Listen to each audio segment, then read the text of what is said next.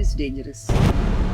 So, what's one myth that you've heard from people? It's always a misconception that they have about swimming. You can learn how to swim in 21 days.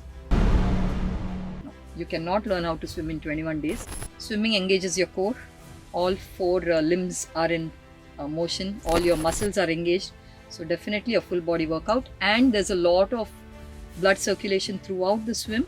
So your heart is also in good health. So, what makes difference between a great swimmer and a good swimmer? To achieve greatness, you have to have that sort of mental fortitude or that mental strength. It is not a long 1 hour game. It's all in seconds. What's the hardest stroke to master and why? 100% butterfly because, see, generally if you tell someone to swim a freestyle 50, they can swim it. But even a 50-meter butterfly is so hard to swim, it can gas you out.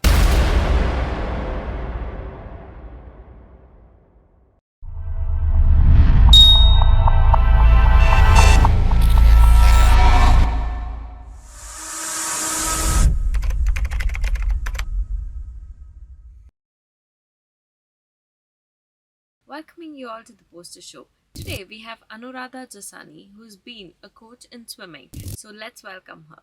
Welcome you, ma'am. Hi, Hi. thank you. Yes. So could you tell us a little about your background? How did you fall in love with swimming, and what keeps you coming back to this? What made me fall in love with swimming, I couldn't pinpoint to one particular thing. But yeah, I've always been a water baby. I think I first jumped into the pool when I was 2 years of age. That's when my mom decided that I need to learn how to swim. And I think I swam till I was 12 or 13 years of age. And what keeps me coming back is the happiness that water brings me. Just being in water makes me happy. So that wants me to come back to the pool every single time. So what's one myth that you've heard from people? It's always a misconception that they have about swimming. Okay, not one. I'd like to give you two. One most important one is that there's an age bar to learn swimming. So most people who even call me, they would be like, I'm 48 or I'm 50, I'm 65. Can I learn how to swim? So there's no age bar for swimming. Anyone can learn how to swim. In fact, I think my oldest was 62, 63 years of age, and the youngest was a toddler that was 6 months of age. So anyone can learn how to swim. And the second myth would be that you can learn how to swim in 21 days. No, you cannot learn how to swim in 21 days. It takes a lot more than that to actually learn how to swim. Yes, you can probably be a little safer in water in 21 days. You can learn how to tread in water, maybe go from point A to point B. But it takes a lot more than that to actually learn how to swim. So these two are the myths. So how do you train someone who has fear of water? I've had such students who've had fear of water. I think what works for most is words of encouragement and giving them time. You cannot put them under a time bar saying you have to finish learning how to float within the first week. No, that doesn't work. Someone who's scared of water, you let them explore water more. Let them just walk in the water. Let them slowly start putting water on their face or putting their face down in water. Just time and encouragement will take them a long way. So quite often we see foreigners having their young babies get into the swimming pool. What's that different from India? Uh, I don't think that's any more different now. In fact, when I was doing my certification, I went to Bubbling Fish in Bangalore, which teaches toddlers. So they start teaching at the age of 6 and they go all the way up to 6 or 10 years of age. So I've had that experience of being with toddlers in the water. I think it's uh, very important. And if you can have your toddler learn at that age, nothing like it, because it not only helps the toddler in developing physically, there is cognitive growth, plus the toddler eats well, sleeps well, that is regulated. And at a very young age, the child learns how to keep itself safe in the water. Uh, Nothing more than that a parent could ask for, right? You can be confident that even if the child falls in water, just trips and falls, can automatically be safe. So, yeah, I think it's really picking up in India. It's a great thing. So what's the most common mistake that beginners make while they are trying to learn swimming? Not just beginners, I have seen this in people who probably not had formal coaching. or probably kids who just go to uh, maybe a 3 week swimming course or something like that. They do not breathe in water. So for me, breathing in water is like second nature. So the minute I'm in water, I don't think that, oh, now I have to start breathing or I have to start bubbling out. It just comes to me naturally. Whereas what happens to most people is they have the wrong notion that the minute your face is in water, you need to hold your breath. But that's not how it works. You need to breathe in water as much as you're breathing on land. So that's a very, very common mistake. So, is swimming truly a full body workout? Oh, yeah, definitely. Like, try to swim even like a 50 or 100 meters and maybe try to run a 50 or 100 meters. You will know how tiring swimming can get. But having said that, swimming engages your core. All four limbs are in motion, all your muscles are engaged. So, definitely a full body workout. And there's a lot of blood circulation throughout the swim. So, your heart is also in good health. So, you're using literally everything that there is in you to swim. So, it's more than a full body workout. So, how does breathing technique actually impact on performance and safety? Yeah, I think this is one of the aspects of swimming which takes the longest time to master. That is breathing. Because most of my students who've come to me, they could have learned before and then maybe come to me or knew. So what they say is, I can go from here to there, but I'm unable to lift my head and breathe. So they can only swim maybe 12 meters, 15 meters. So if you can efficiently breathe, um, all your muscles get enough oxygen, you're oxygenated throughout the swim, your fatigue comes down, and you're able to swim longer hours. So a simple breathing technique can take you, your swimming technique to a greater extent. So, what makes difference between a great swimmer and a good swimmer? uh, I would say mental strength, okay, mental fortitude. Physical attributes everyone can build, okay, you that can make you a very good swimmer. But to achieve greatness, you have to have that sort of mental fortitude or that mental strength which will tell you, yes, I can do this. See, because in swimming, it's all about racing, right? It is not a long 50-minute game or a 1 hour game. It's all in seconds, okay? So you train 365 days a year to swim for, say, 30 seconds. And not even 30 seconds. In the case of Olympians, 25 seconds, 18 seconds. It's that short. So what happens is, for even like a fraction of a second for you to improve, it takes you a very, very long time. So for that, I think a lot of mental strength, that ability to tell yourself that, yes, I can do this, I am getting there. I think that is what separates a good swimmer from a great one. So, how important is body awareness in swimming? It's very important because when you're in the water, the main thing uh, is your body position.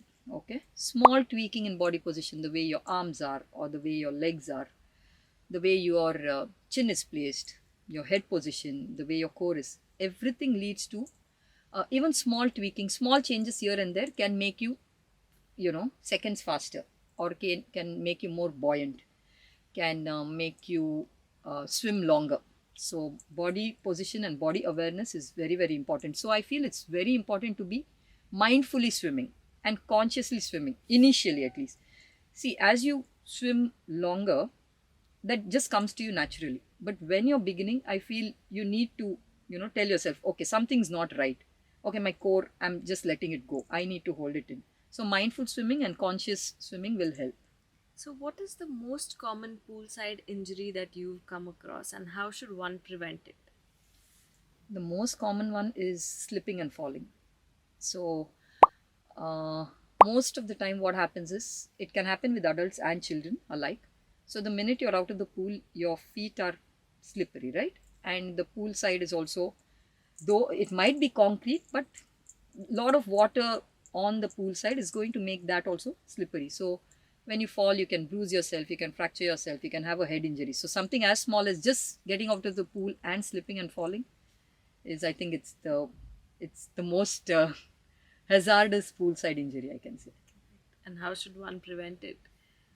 I think as a teacher, that's one of the things I always tell any student of mine, even if it's a 40-year-old or a 3-year-old. I'm like, do not run around the pool. Just get out and walk very carefully. So that's a rule which I have with all my children. There's no running.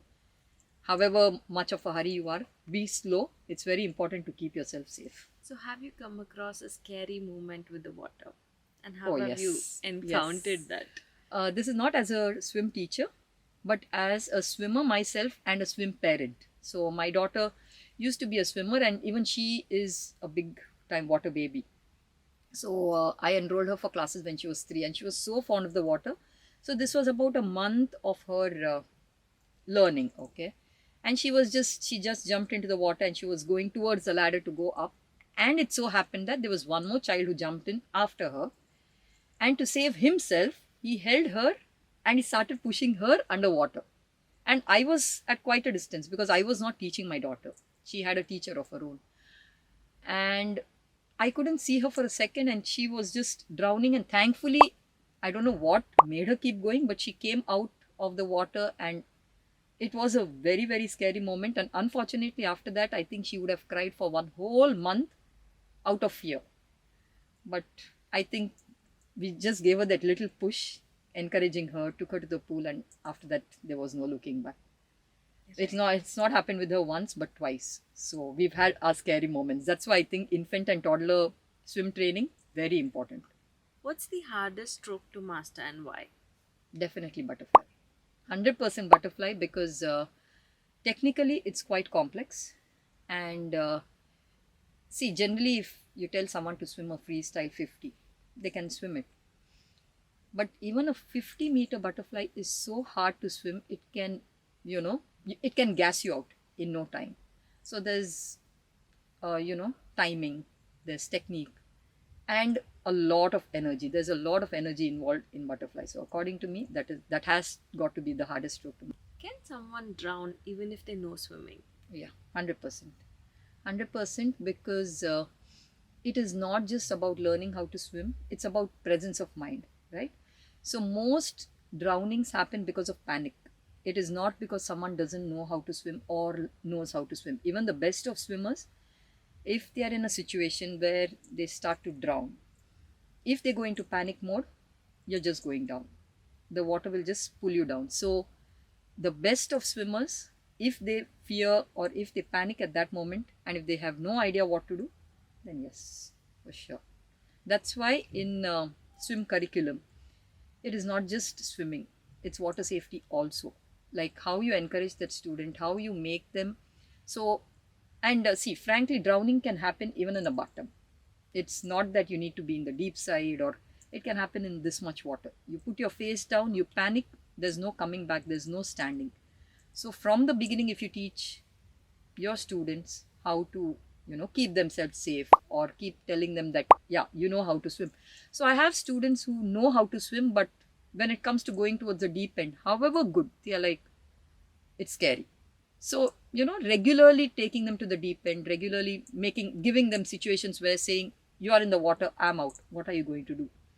So that'll really help them, like, but yeah, the best of swimmers can drown and die. Yeah. So, what do people actually misunderstand about rip swimming and open water swimming? Rip currents.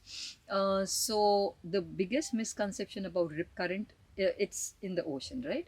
So what people feel is that the rip current is going to drag you underwater, but the rip current doesn't drag you underwater. It just takes you away from the shore. So you keep going more and more into the water. And most people think that rip currents can happen only on a day of bad weather. No, rip currents can happen when it is sunny, it is calm. That's a misconception about rip current. And your second part, that is open water swimming. Uh, Fundamentally, open water swimming and pool swimming is pretty much the same.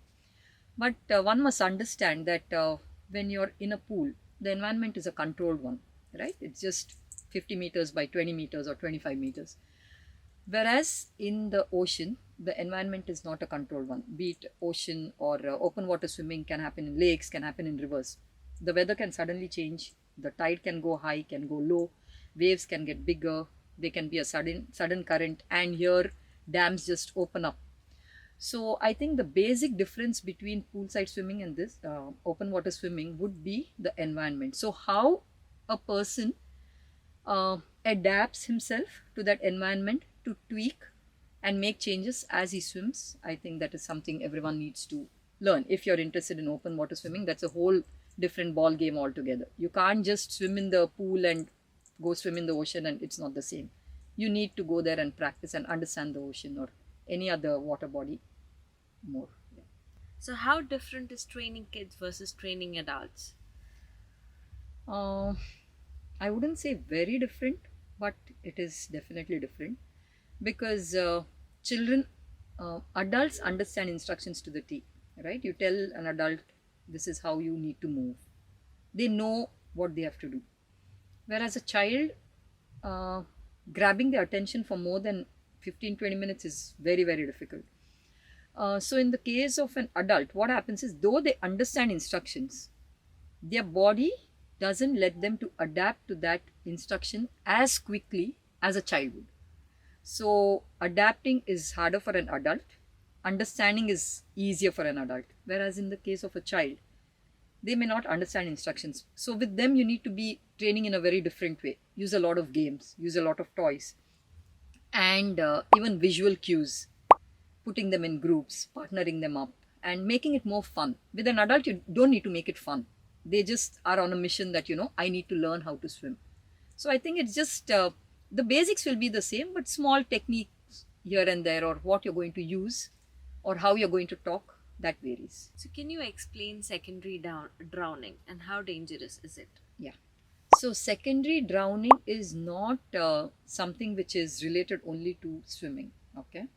So secondary drowning, which is also called delayed drowning or dry drowning. So it can happen with something as simple as a bath. You don't need to be at the pool or the ocean or lots of water having been ingested. No. So secondary drowning is where even small quantities of water have gotten into your lungs, which causes a sort of fluid buildup and inflammation. So the person is unable to breathe. So that is what that needs medical intervention. Why it is dangerous is like unlike in a drowning incident where you could probably immediately see that someone is drowning and go grab them. In secondary drowning, you will not know. The symptoms can take up to 24 hours to show up, like a dry cough or you're not able to talk. So that's why it is dangerous because there's no immediate signs. There don't need to be immediate signs, and a person will definitely think, I've not gone to the pool. Why am I going to die, right? So it can happen with something as simple as a bath as well. So that's quite dangerous. So, is swimming under prioritized in the school curriculums? Oh, yeah, definitely, especially here. But I think that is slowly changing because there are a lot of schools which are including swimming in their curriculum, right? And as a swim teacher, I think learning how to swim from a very early age is as important as you're learning your ABCs or 1, 2, 3, 2 plus 2 is 4, right? We can just say it like that. How much is 2 plus 2? Everybody knows. So I think it is as important, if not as important, I would say even more important. It is a vital life skill. Okay, so it can keep you safe, unlike your usual school curriculum. So yeah, it's very sad that it's not involved in included as a part of the curriculum. I think many a time what happens also is that it is a part of the curriculum, but it is namesake. There are like a horde of 15, 20 children, one coach is teaching, but the parent is happy that yes, the child is learning, but that's not how it goes. Like, the ratio needs to be taken into consideration. There's a lot of things to curate that curriculum, but I think a well curated curriculum as a part of your school is excellent. So, what does being in water feel like emotionally for you? uh, it's mixed emotions. I will not say it's always been the best memories.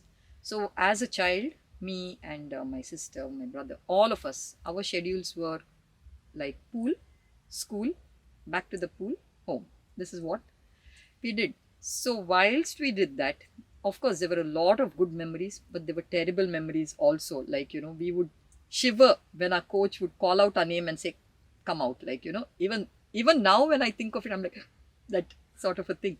So it's mixed emotions. I wouldn't say great, bad, good, terrible, nothing. It's mixed emotions. So we see so many drowning situations happening silently. How do we prevent them? Most drowning situations happen silently, because when a person starts drowning, the first instinct is to keep your head above water. Okay, so uh, the person is in such a position that the head is above water, and that is overriding your need to call for help.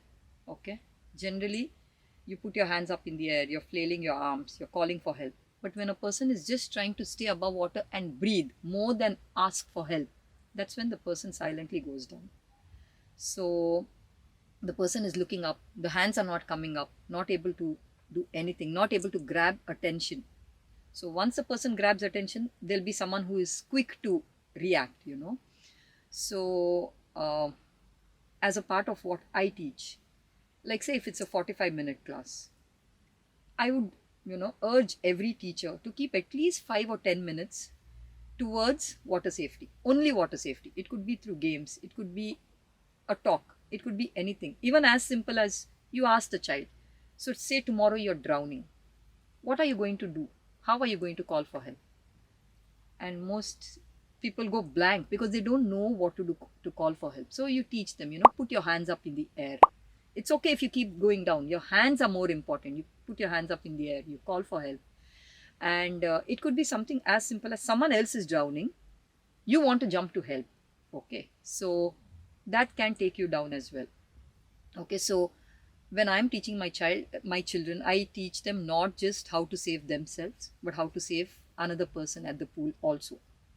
It could be grabbing things that can help someone else. It could be a pool noodle, it could be a flotation device, it could be anything. It could be something as simple as a piece of plastic which you can throw or which you can give. So I think in those 45 minutes or half an hour or whatever you're teaching, dedicate like 5 to 7 or 8 minutes towards water safety, and I think this accident can come down by leaps and heights. So what's the connection between breath work and the emotional work that you have during while you're swimming in the pool? uh, I think the right way, when you're breathing the right way, you're taking in enough oxygen, it lights up your nervous system. I think that's how emotionally you can your entire system can get regulated with just proper breathing. Like it not only in water, even outside. Like now if you look into uh, most yoga gurus or whatever, they are like do conscious breathing, so it will help take in more air. It shouldn't just be like in and out. Breathing. Yeah. So what does silence underwater mean to you? Peace, escape, or pressure? mm, I think peace and escaping the pressure. Okay. So it could be something as simple as just being underwater. And see, when you're underwater, you cannot hear anything. Okay, literally cannot hear anything. It's just the sound of your own breathing or bubbling that you can hear, and that becomes like white noise. So that's a constant bubbling sound that happens. You have shut out your otherwise very noisy routine where you're going from one place to another, meeting so many people. So I think for me, it is a lot of peace. And when you're swimming, you don't need to talk to someone. Like when you're at the gym or any other workout, when someone's talking to you, you're right there, right? Whereas when you're swimming, if someone's talking to you, you can just go underwater and escape this entire situation. So it's definitely escaping pressure and your day-to-day noisy routine. So can pool be a therapist? Oh yeah, just go underwater, see all the swimmers go by from one side to other, or just see an empty pool. It's very therapeutic. Like you can be there for hours, not get bored, just be alone with your own thoughts. I think it's great therapy. Makes you feel great at the end of a swim session. It might bog you down, tiredness, fatigue is a part of it, but you feel down, you feel low, you want to be with your thoughts. Just go to the pool, just relax. It's amazing. It's one of the best therapies ever, I feel. In India, we see that people have a taboo and they are not okay with their kids jumping into the swimming pool at a very young age. How did you train your kid to, eventually get into the pool from a very young age? I think, see, with me and my husband, it was not very difficult, okay? Because we are both swimmers ourselves. He has learned swimming at an early age, and so have I. So I always wanted her to learn. So for us, it was not difficult. But for most parents, unfortunately, they don't understand what the pool means or what it means to swim. So I think the basic thing in this scenario would be educating the parents first. Okay, so it might, most of the time, like, when parents come to you, they're very scared. Is it okay? Is my child going to be okay? That is parental nature, right? So I think number one would be educating the parent, because the children will just go with the flow. Okay, a child learns fear only because of a parent or any other external factor. They are not inherently, they are fearless. So I think once you educate the child, then the parent will be more confident to bring to bring the child to the pool.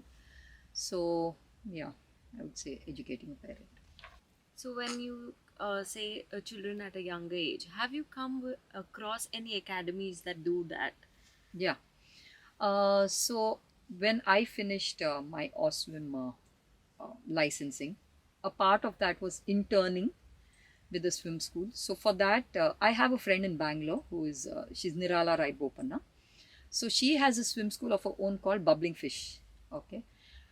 So I went. She needed help for a couple of weeks in summer 2 years ago. So this was in Bangalore, and she trains children all the way from 6 months up to the age of 6 or 8, if I'm not wrong. So I've had first hand, you know, uh, experience with training toddlers. So even when I went there, the first thing she would do is educate the parents, like tell them it's nothing to. And when it comes to training a toddler, it's not just training the toddler.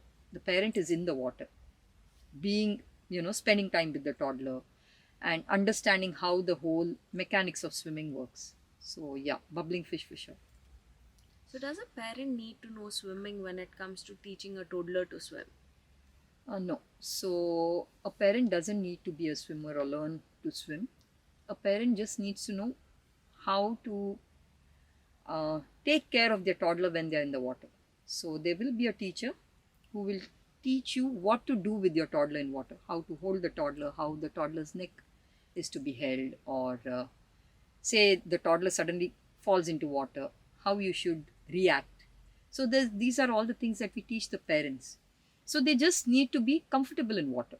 They don't need to, and most toddler training happens in a very shallow pool where the parent can stand. The parent just needs to be confident enough to hold the toddler and just be comfortable. That's all they need. They don't need to learn how to swim or know how to swim. So, when you come across so many people who want to learn swimming, have you heard anybody telling you that they have certain health conditions and they are scared to get into the water because of that? There have been instances, but I cannot pinpoint conditions that don't let you go to the pool. Okay, in fact, one I think a big misconception is that if you have breathing issues, avoid the water. I don't think so. If you have breathing issues, go to the pool, swim. Like, you swim every day, your lung capacity increases. So obviously, like a person with wheezing, as much as the parent might think that my child has wheezing, so he or she is not supposed to swim. My cousin had wheezing issues. He swam and he was a national level swimmer, in fact. His wheezing and everything was out the window once he started swimming. So like I mentioned earlier also, it's about the breath work. So when you're there in the water, when you're breathing properly, every part of your body works towards making you a better swimmer. So I think all health, like be it joint pain, backache, or heart conditions. See, a person with heart conditions or high BP, he or she definitely shouldn't come to the pool and try to dive in and sprint from one side to the other, right? Just come to the pool, float. So it helps you calm down. It helps in a lot of ways. So every health condition, I think swimming is allowed. At least this is what I think. So, let's go to a rapid fire round. What's your favorite stroke and your least favorite stroke? Favorite would be back. Least favorite would be fly. Swim cap or no cap? Definitely cap. Biggest pet peeve on pool decks? Oh, this was my favorite. Parents standing on the pool deck and trying to coach the child when the teacher is in the water. It's very annoying. So, one tip that instantly makes a person a better swimmer. There's no instantly becoming a better swimmer. It's just give yourself time and you will get there. So, who is your favorite swim celebrity? Has to be Michael Phelps. And I love Katie Ledecky as well. These two are like the most decorated Olympians in their respective fields. I think, if I'm not wrong, Michael Phelps is the most decorated Olympian overall. Chlorine or salt water? Which is your favorite? Very hard pick, but funnily, I get seasick, so I would say chlorine. So, favorite post workout snack? A bar of chocolate and cheesy egg white omelette. Dry land training? Hate it or love Or it? love it. Best swimming movie or documentary you've come across? Recently watched The Swimmers. That was a nice one. And The Weight of Gold. That's a nice documentary. It focuses a lot on the mental, what do you say, the mental issues that the greats like Phelps and all have gone through in their career of swimming. How important is swimming as a life skill? Uh, it's very, very important. Definitely important. And in addition to preventing drowning, like we spoke earlier, it's a full body workout, physical, mental, everything's taken care of. So definitely 100, very, very important, more than 100% important. Thanks for swimming along with me in today's journey. Remember, the progress in the poolside begins with patience, practice, and a positive mindset. I hope you all enjoyed today's podcast. If you did, please like, share, and subscribe to our channel. Until next time, bye bye. Take care.